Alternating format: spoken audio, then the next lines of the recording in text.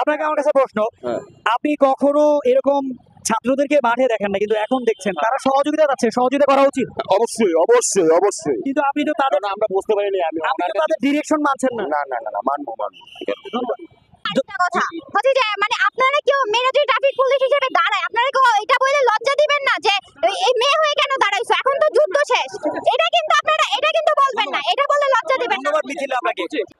ইতিহাস বদলে দিয়েছে বাংলার ছাত্র সমাজ, ট্রাফিক পুলিশের ভূমিকা নিয়েছে সাধারণ ছাত্র জনতা। দর্শক, এই মুহূর্তে আমি দাঁড়িয়ে আছি রাজধানীর গুলিস্তানের যে নবাবপুর হানিফ ফ্লাইওভারের ঠিক নিচের এই জায়গাটায়। এই যে সড়কটা আপনারা দেখতে পাচ্ছেন, বেশ ব্যস্ততম একটি সড়ক। এখানে খুবই চমৎকারভাবে ট্রাফিক রুলসগুলো পুলিশের ভূমিকায় তারা পালন করছেন। এই জন্য এক নতুন বিপ্লব বাংলাদেশে সাধিত হয়েছে। আপনারা জানেন 5ই আগস্টে শেখ হাসিনার পতনের মধ্য দিয়ে বাংলাদেশে এক নতুন অধ্যায় রচিত হয়েছে। ছাত্ররা বাংলাদেশটাকে সংস্কার করতে চান, তারা রাষ্ট্র সংস্কার করতে চান। আজকে আমরা প্রায় 1 থেকে 1.5 ঘন্টা যাবৎ এই মোড়টাতে অবস্থান করছি এবং ঘুরে দেখছি ছাত্রদের এই যে চমৎকার ভূমিকা। তারা পুলিশের ভূমিকা নিয়ে কথা বলেছেন।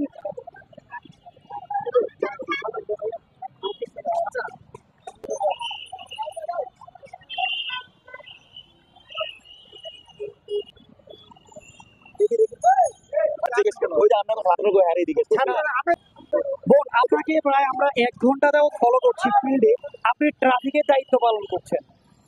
আপনার নামটা কি বলবেন? মিঠুদা, আচ্ছা, কোন স্কুল বা কোন কলেজ? ধনিয়া কলেজ, সোনিয়াগ্রাম। ও, ধনিয়া কলেজ, সোনিয়া।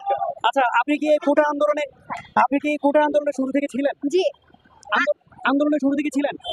মাঝখান দিয়ে 2 দিন ছিলাম না। আচ্ছা, সরকার পতনে যে আন্দোলন ডাক দিয়েছিল ছাত্র সমাজ, সরকার পতনের আগ থেকে আপনি ছিলেন?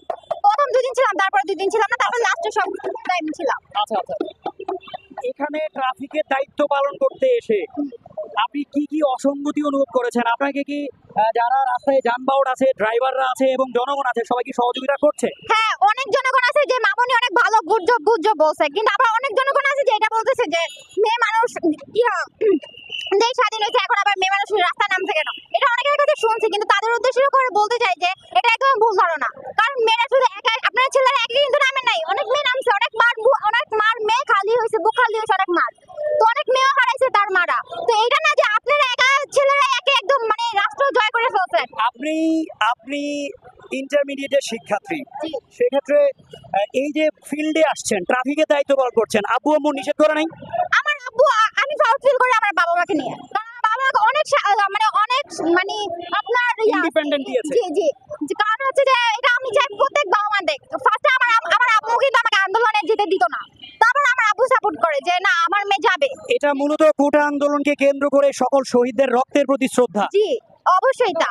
আর যেহেতু এখন আমাদের মানে দেশে যেহেতু একটু হচ্ছে নৈরাজ্য, হ্যাঁ হ্যাঁ, মানে কোন এখন মানে অর্থাৎ এই যে সময়টা, দুঃসময়টা আপনারা ফিল্ডে থাকছেন এবং রাস্তায় যেন ট্রাফিক শৃঙ্খলা ঠিক থাকে, আপনি সেই দায়িত্বটা পালন করছেন। আচ্ছা, আমরা গত 2 রাত যাবত দেখছি ঢাকার বিভিন্ন অঞ্চলগুলোতে ডাকাতের আক্রমণ, ডাকাতের বিভিন্ন সংক্রমণ দেখা দিয়েছে, আতঙ্ক দেখা দিয়েছে। এটা কারা করছে, আপনার কি মনে হয়?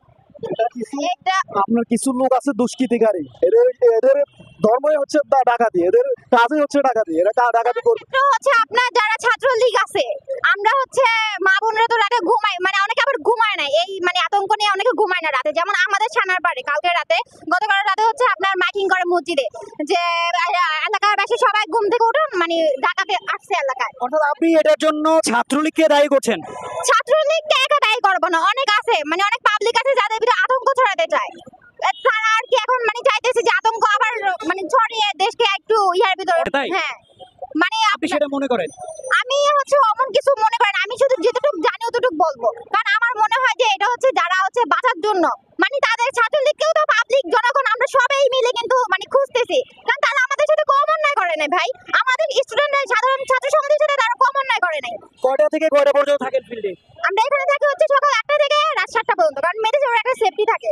কারণ এখন যেহেতু সরকার নাই, আবার পুলিশ নিয়ে এত ঝামেলা, তাহলে আমাদের নিজেদের সেফটিটা নিজেদের দরকার। আর বাকি ভাইরা আছে কারো রাতে পাহারা দেয়। জয় হোক বাংলাদেশের সকল ছাত্র সমাজের এবং জয় হোক মিথিলার মতো মেয়েদের, নাকি? অনেক জি, ধন্যবাদ আপনাকে। ইনশাআল্লাহ, থ্যাংক ইউ। আপনারাও দোয়া করবেন যদি আমাদের মতো কিছু মেয়েরা, আর অনেক মেয়েরা আছে ফ্যামিলির জন্য বাইরে বের হতে পারে না, তাদেরকে কিন্তু আপনারা দোষী করবেন না যে মেয়েরা হাত পা মানে ঘরেতে বসে রয়েছে। এই যে আমাদের একটা রিকোয়েস্ট থাকবে আমাদের দেশের মানুষের প্রতি, যেন সবাই কোনো উচ্ছৃঙ্খল, কোনো ডাকাত কেউ যেন কোনো কিছু করতে না পারে, কোনো ডাকাতি, কারো কোনো ক্ষয়ক্ষতি না করতে পারে। আমাদের দেশের মানুষ সবাই মিলে আমরা দেশ গড়বো। ধন্যবাদ, ধন্যবাদ। তাদের সাথে আমরা কথা বলেছি, তারা তাদের মতামত ব্যক্ত করেছেন, অভিমত ব্যক্ত করেছেন। তারা দেশ, জাতি এবং সর্বস্তরের মানুষের প্রতি, এবং যারা রাস্তায় যারা যান চলাচল করছেন সকল সর্বস্তরের মানুষের থেকে তারা সহযোগিতা কামনা করছেন। আসুন আমরা সবাই মিলে এই ছোট্ট কচিকাঁচা কলেজ পড়ুয়া শিক্ষার্থীদের এই আহ্বানে আমরা সাড়া দেই। আমরা আমাদের দেশটাকে, আমরা আমাদের প্রকৃত সোনার বাংলাকে গড়ে তুলি এবং আমরা আমাদের দেশটাকে স্বপ্নের মতো করে সাজাই। ধন্যবাদ।